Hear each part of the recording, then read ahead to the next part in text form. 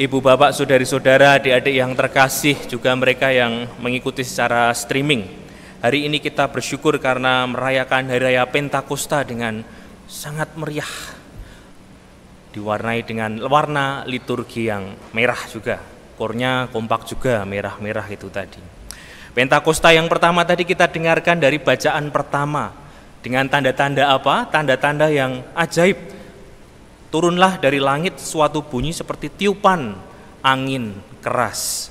Yang kedua, lidah-lidah seperti nyala api. Nah, karena Roh Kudus adalah pemenuhan janji Kristus. Sejak Yesus Kristus masih berada di dunia, janjinya adalah aku akan memberikan Roh Kudus. Dan itu nyata hadir melalui Pentakosta. Turunnya Roh Kudus atas para rasul. Ya, tapi kita mungkin ada yang bertanya, lah Romo, apakah Roh Kudus tersebut masih ada sampai saat ini? Jawabannya jelas, yaitu ada. Di mana? Ya pada saat-saat ini jemaat berkumpul dalam nama Kristus, saat kita dengan kusuk mendengarkan sabda, dengan kita merayakan dan menerima Ekaristi, dengan tugas yang berkomitmen menyiapkan sebaik-baiknya, dengan kehadiran fokus kita untuk merayakan Ekaristi, dan semangat yang kita bawa dari Ekaristi ini ke hidup sehari-hari. Di sana terus-menerus ada perjalanan bersama Roh Kudus. Meskipun kita secara umum rata-rata sudah menerima baptis, ada Roh Kudus saat pembaptisan. Kita juga menerima sakramen penguatan atau krisma, ada pencurahan Roh Kudus pada saat krisma. Nah, tetapi kadang-kadang dengan seiring perjalanan waktu kadang kita lupa. Nah, karena kadang ini kalah atau kurang terajarkan, kurang dihayati dengan tepat. Maka gimana caranya? Ya dirasa-rasakan, dihayati. Pada saat kita kecil, saya kecil dulu ada sebuah lagu yang menunjukkan rasa hormat yang seimbang kepada Bapa, Putra, dan Roh Kudus. Adik-adik yang pia itu pasti tahu lagunya. Selamat pagi Bapa, selamat pagi Yesus, selamat pagi Roh Kudus. Terima kasih atas anugerah-Mu, semalam telah berlalu. Ku memuji, ku bersyukur, memuliakan nama-Mu. Allah Bapa, Putra dan Roh Kudus, terima kasih.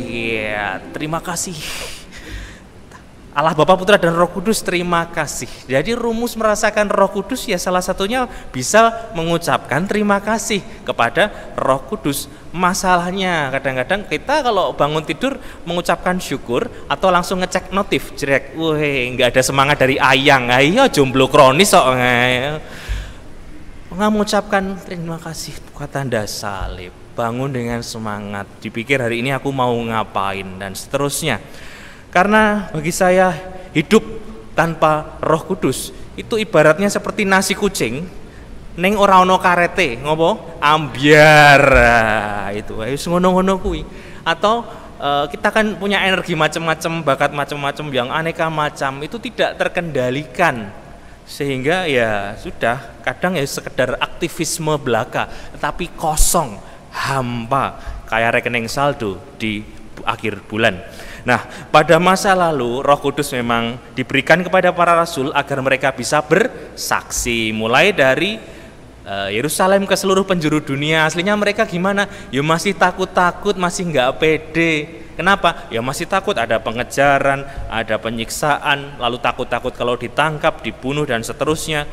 Lewat kepastian bahwa Roh Kudus hadir di tengah-tengah mereka, kemudian mereka pun dikatakan tadi dari bacaan pertama dengan sangat jelas, dari Yerusalem ke seluruh penjuru dunia mereka bahkan bisa berkata-kata dalam aneka bahasa, Parsia, Media, Mesopotamia, Yudea, Kapadokia, Pontus, Asia, Mesir, sampai ke kecamatan Bergas ini. Nah, Tenan toh, ya memang kekuatannya sampai ke seluruh itu penjuru dunia. Nah, bacaan pertama tadi melukiskan janji Yesus Kristus dengan jelas.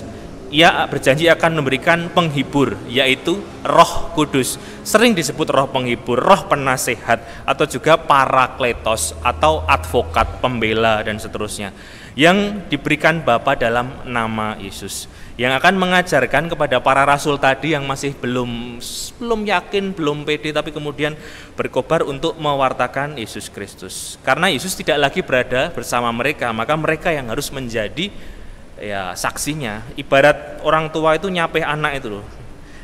Yesus nyapih para muridnya supaya bisa tumbuh gede, mandiri, dan ya makin kokoh gitu. Bapa, Putra, dan Roh Kudus, satu Allah, tiga pribadi. Tapi kok kadang-kadang kita itu kurang ya berdevosi kepada Roh Kudus. Padahal ada tuh novena Roh Kudus atau litani para kudus. Tadi lagu pembukaan tadi juga, utuslah rohmu ya Tuhan, merinding saya, keingat tahbisan dulu. Wah, ditumpangi 300-400 romo. Ya puyeng sedikit sih kadang-kadang gitu.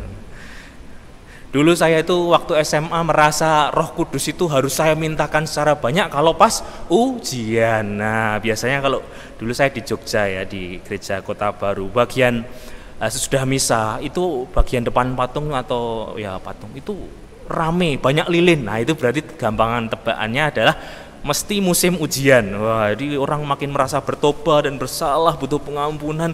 Besok kalau jelek gimana, pasang lilin gitu. Kadang 1, 2, 3. Lalu kadang saya kurang mantep, wah sudah berdoa kurang. Ya sudah, habis malam belajar saya pergi jam 11 malam healing kemana, ke Ganjuran, supaya apa? Ya pikir saya waktu itu ya pokoknya cari tempat di mana ada Roh Kudus dan membawa ketenangan. Saya pergi itu ke sana tuh. Ya tapi habis itu cari apa nggak tahu, B2 atau apa gitu lah. Ngeleh sesuai ujian. Lalu dari situ merasa apa? Tenang. Ya sudah belajar, tapi kalau ada merasa dampingan, pertolongan dari atas, rasanya lebih tenang, yakin. Ya kebetulan nilainya bagus sih. Nggak bagus nggak masuk kiri sontak. Iya. Ibaratnya itu lebih pede melangkah. Dan ya saya yakin, keyakinan itu, ketenangan itu, meskipun ada ujian, itulah lukisan atau gambaran bahwa peran Roh Kudus itu nyata. Nah, pertanyaannya, apakah ada rasa terima kasih sesudah aku menerima penjagaan atau pendampingan Roh Kudus? Orang bisa mengucapkan terima kasih Roh Kudus, berarti kesehatan rohaninya itu sehat bagi saya. Karena di tengah kepungan masalah yang bertubi-tubi, ada saja masalah itu. Bersyukurlah kepada kita yang tetap tegar, tetap semangat, tetap merindukan hal-hal rohani, tetap merindukan kebaikan. Meskipun kemarin pandemi sempat membuat kita seolah-olah terjebak. Saya kalau misal online di sini tuh sedikit berjarak di antara kita, sekarang udah ramai. Yang penting jangan ada jarak di antara aku dan yang ilahi. Beberapa orang pun merasakan akhirnya karena tidak ada pendampingan dan pertolongan, beberapa orang menghadapi masalah patah, hancur, ambyar, bahkan sampai nyanyi, mengangkat tangan lalu menyanyikan kula pun angkat tangan, atine pun ajuran lah yo acur, ora dikancani Roh Kudus. Masalahnya di zaman now kadang susah membedakan. Ternyata bukan hanya isinya Roh Kudus, tapi roh-roh yang lain. Kita mengenal adanya ya roh jahat ya, roh buruk. Dan itu di teologi Katolik ada 7 dosa pokok, 7 dosa pokok dan lawan 7 kebajikan Kristiani. Saya ibaratnya satunya itu virusnya, satunya itu vaksinnya. Virus yaitu kesombongan. Awal segala dosa itu kesombongan. Lawannya, vaksinnya adalah kerendahan hati. Lawan yang kedua adalah virus ketamakan atau dosa ketamakan, serakah, keinginan untuk ya tak terkendali atas hal-hal duniawi, ujung-ujungnya pakai rompi kuning ketangkep. Vaksinnya adalah memiliki kasih. 3, iri hati. Ini biangnya dari kedengkian, fitnah, hujat, hoax, ujaran kebencian, hasutan. Vaksinnya adalah kebaikan hati. Yang keempat, kemarahan, keinginan untuk balas dendam, pokoknya sumbu pendek, bentar-bentar emosi. Vaksinnya adalah kesabaran. Yang kelima, hawa nafsu. Nah ini mengarah pada aneka macam hal yang berupa entah pelecehan, perselingkuhan, pornografi dan seterusnya. Vaksinnya adalah kemurnian. Yang keenam, kerakusan, rakus, maruk, ingin pokoknya makan, minum, serakah ini itu. Vaksinnya adalah penguasaan diri. 7, kemalasan, mager, ya gini aja bisa kok dan seterusnya. Ketidakpedulian, lalai akan hal-hal rohani, nggak usah doa, nggak apa-apa, males dan seterusnya. Lalai akan kewajiban-kewajiban, pokoknya vaksinnya adalah ketekunan. Penangkal yang terutamanya memang adalah bekerja sama dengan Roh Kudus. Maka kalau kita merayakan Pentakosta, kita merayakan relasi kita dengan Roh Kudus. Roh Kudus itu selalu ada, hanya kadang kita kurang merawatnya. Masalah yang sering timbul di dalam jemaat, Roh Kudus kalau di dalam kitab suci punya tugas mewartakan, membantu orang bersaksi, dan menyatukan. Masalahnya ketika dibawa dalam praktek berjemaat, yang muncul bukan menyatukan, kadang persaingan. Nggih napa mboten? Persaingan, saing-saingan, lomba-lombaan, yang paling suci aku, yang lain enggak. Yang lain kontrak misalkan. Aku yang paling berjasa di gereja ini, yang lain tuh enggak. Lingkungan enggak akan jalan tanpa saya.